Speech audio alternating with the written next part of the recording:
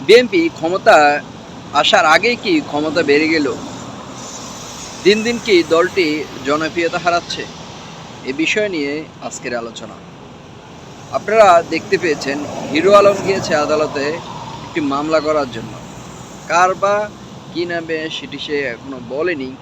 কিন্তু এর আগেই কিছু সংখ্যক লোক কিছু সংখ্যক লোক হিরো আলমকে, আপনারা সকলে ছিলেন হিরো আলমকে, সে হচ্ছে ইউটিউব কন্টেন্ট ক্রিয়েটর। কিছুদিন আগে কিন্তু নির্বাচন করেছিলেন। আওয়ামী লীগ সরকার ক্ষমতা থাকার সময় কয়েকটি জায়গায় সে নির্বাচন করেছেন। কোনোটির মধ্যে সেই সুফল হতে পারেনি, জয় হতে পারেনি, জয়লাভ করতে পারেনি।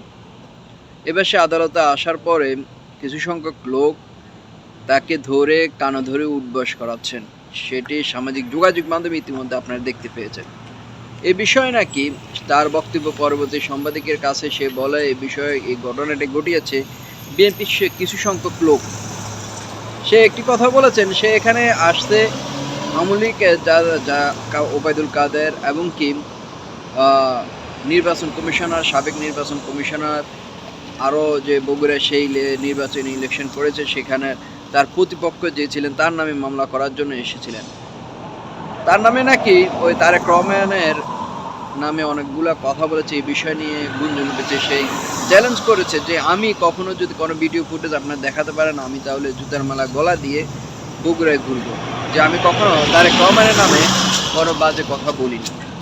আবার সে বলছে যে রিজভির নামে যে মামলাটি সে করেছিলেন সেটি নাকি ডিবি হারুনে তার পরিবার তাকে জোর জবরদস্ত করে রিজভির নামে মামলা করিয়েছেন। তো সব মিলিয়ে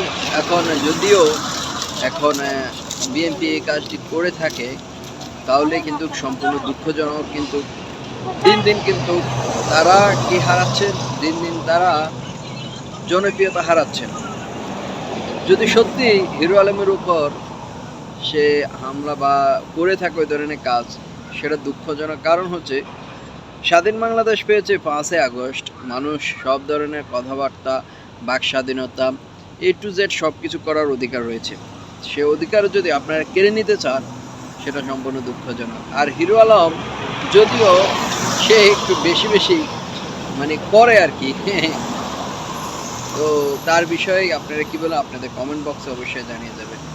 এখন তদন্তিন চলছে, এদিকে বিএনপি বলছে যে আমাদের দলীয় কোনো লোক এ ধরনের কাজ করেনি, ষড়যন্ত্র করেছেন।